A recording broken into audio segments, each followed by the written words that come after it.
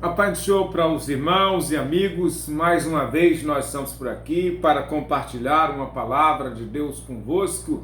Hoje nós vamos dar sequência falando a respeito do fracasso de Saul. Tivemos um vídeo falando sobre o bom começo de Saul, já tivemos um vídeo curto falando sobre o fracasso de Saul, primeira parte. E vamos para o fracasso de Saul, a segunda parte. Veja o que está escrito no livro de 1 Samuel, no capítulo de número 14, o versículo de número 29. Então disse Jonatas: meu pai tem turbado a terra. Ora, vede como se me aclareou os olhos por ter provado um pouco de mel.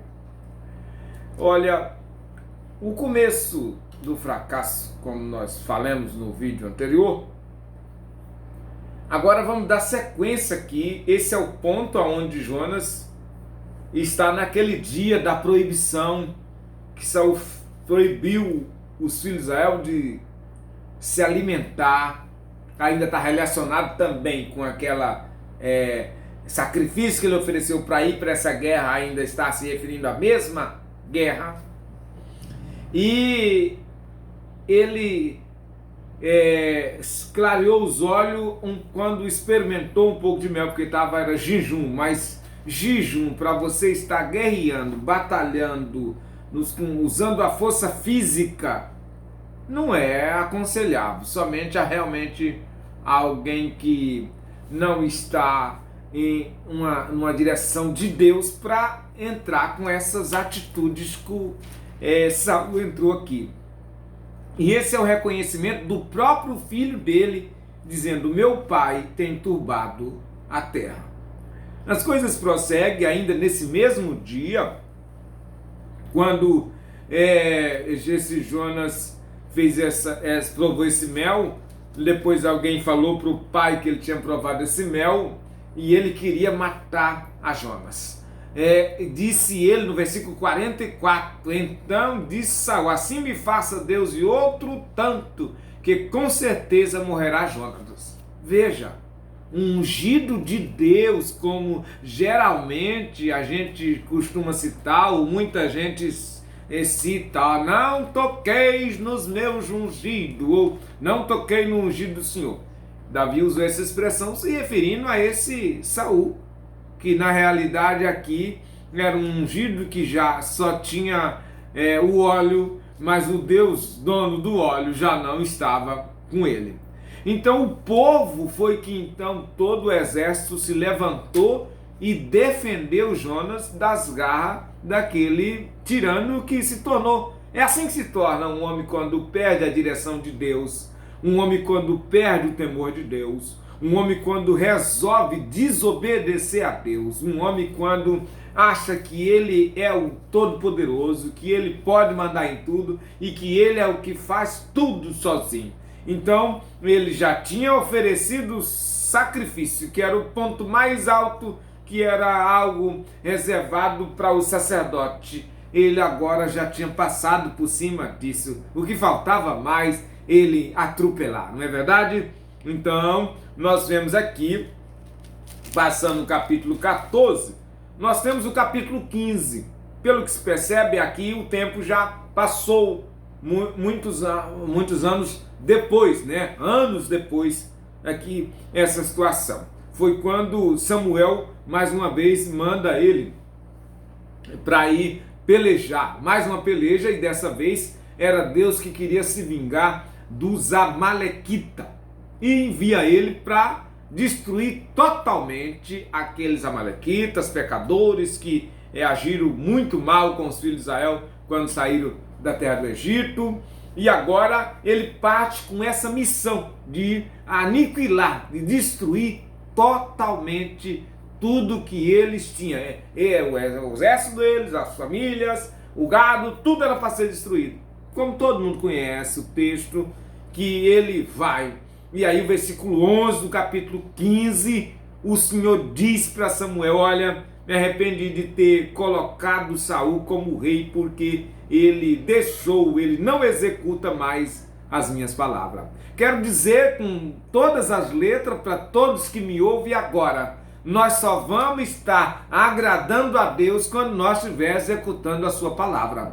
Eu, você e nós só vamos estar realmente agradando a Deus, no centro da vontade de Deus, quando estiver de acordo com a sua palavra, executando, fazendo a sua palavra. Não é basta estar falando a palavra, tem que estar cumprindo, obedecendo essa palavra. Agora, se afastou da palavra, se distanciou da palavra, não importa quem é ele ou ela, não importa qual o título, qual o cargo, qual a função que ele possa estar julgando exercer, mas diante de Deus, o Senhor já não tem prazer naquele que não cumpre com a sua palavra. Então, Deus falou com Samuel isso, e Samuel passou uma noite angustiado, orando, e de madrugada partiu para encontrar com ele. Eu ministrei uma reunião de obreiro, tempo atrás, no nosso templo sede aqui em Alta Floresta, algo dentro desse texto, e o tempo aqui é resumido, não dá para a gente detalhar minuciosamente isso. Mas aqui tem algo que eu gosto muito de meditar sobre isso. Quando Samuel encontra com ele, ele já vem, no versículo 13, já vem correndo e se apressando: bendito seja tu do Senhor, eu executei a obra, a palavra do Senhor. Samuel ainda não tinha perguntado nada para ele, mas o desconfiado, o desobediente, ele entra por essa parte: eu executei. Não é o que você fala, ou às vezes o que você pensa, realmente é o que se realmente ele não tinha executado, não era verdade. Ele tinha cumprido parte daquilo que o Senhor havia determinado. Então Samuel disse: e que mugido é esse de ovelha e de vaca que eu estou ouvindo aí? Por quê? Na palavra que o Senhor tinha dado era para destruir tudo, mas agora eu estou ouvindo barulho de gado, de animal.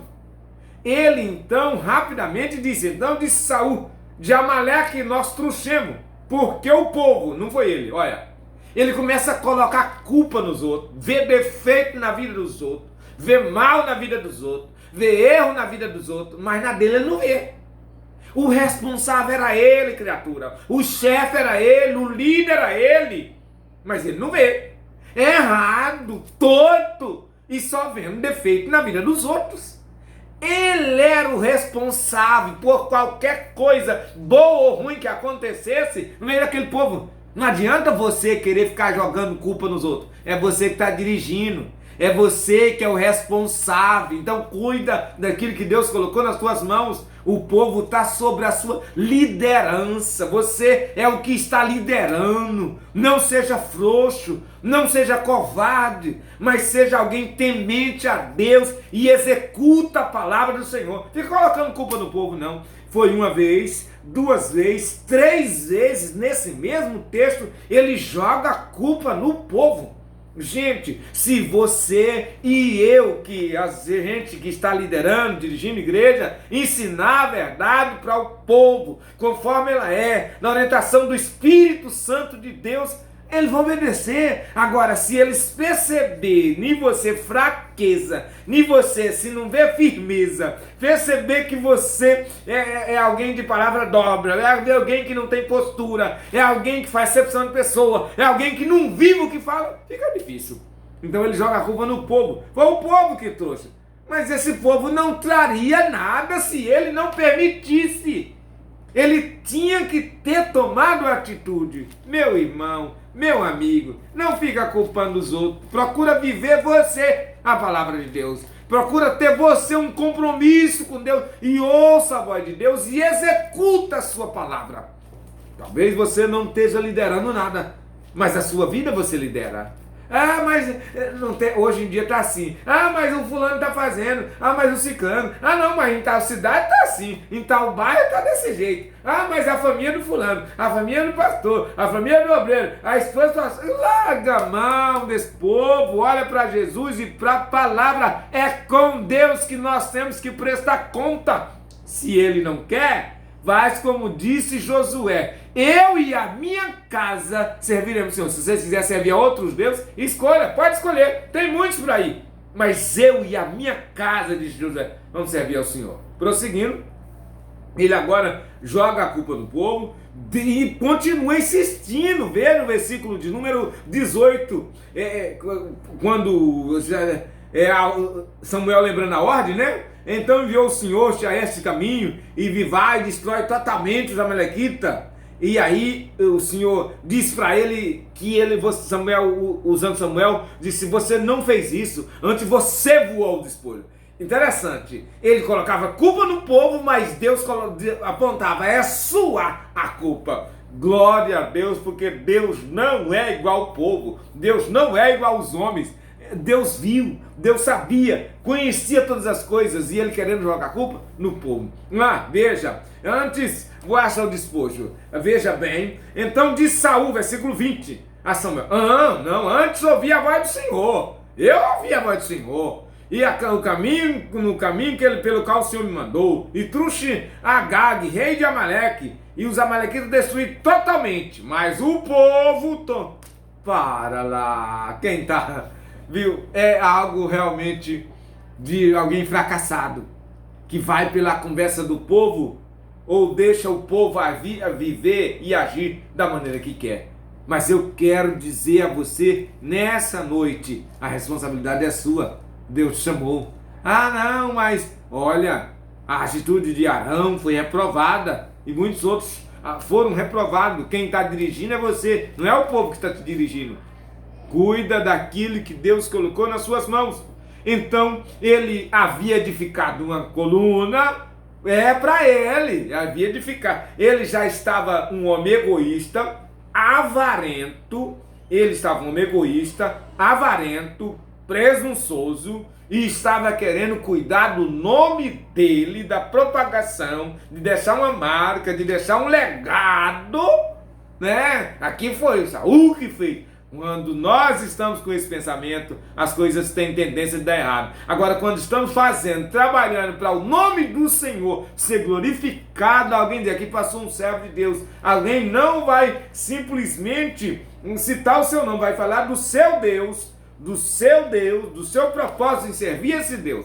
Então, veja bem aqui para nós concluir esse vídeo, para não ficar tão longo. Então ele insiste. Agora Samuel diz para ele, veja bem, naquela primeira desobediência, Deus faz menção do próximo, do futuro rei de Israel, que ainda não tinha nascido, para lembrar aos ouvintes que Davi ainda não tinha nascido. Davi assumiu com 30 anos o reinado. Então, quando Davi nasceu, Saul estava com aproximadamente 10 anos reinando. Exatamente isso. Porque Saul reinou 40 anos, mesmo que maioria, quase 80% desse tempo mais, ele estava fora já da orientação de Deus. E, como disse o próprio Jonatas, ele turbou a terra, ele trouxe problema, assim como qualquer homem fora da orientação de Deus traz problema, traz dificuldade. Agora, o Senhor aqui, quando ele desobedece, o Senhor então deixa claro, anunciando que esse homem, pelo jeito, já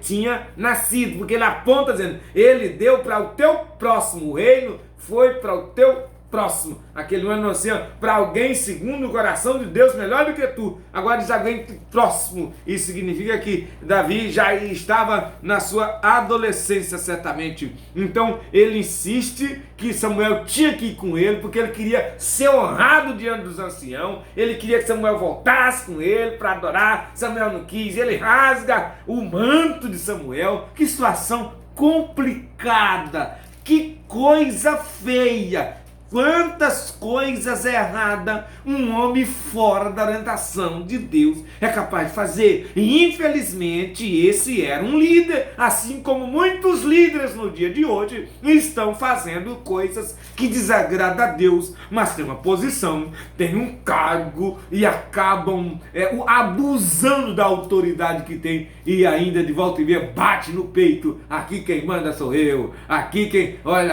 é eu que estou com controle. E alguns chegam a ser ousados: a minha bênção a sua bênção tem que passar por a minha mão para poder chegar até você.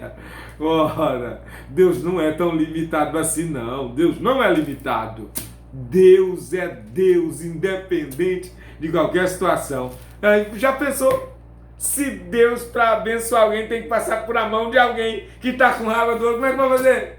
Não, gente. Isso são coisas da cabeça de alguém que está fora de si. É alguém que se obedeceu, subiu para a cabeça.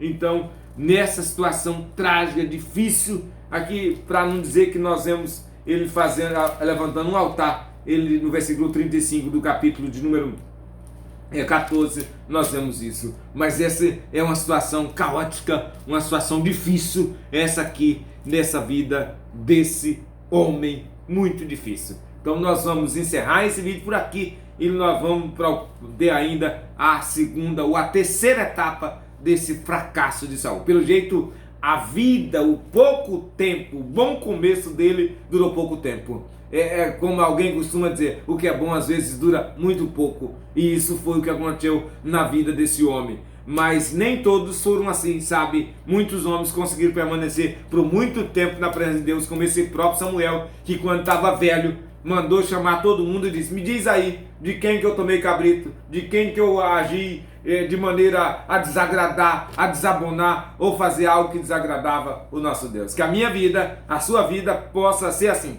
ter um bom começo, um meio bom e um final ótimo. É isso que eu espero. Que Deus abençoe a vida de cada um dos nossos irmãos em Cristo Jesus. Amém.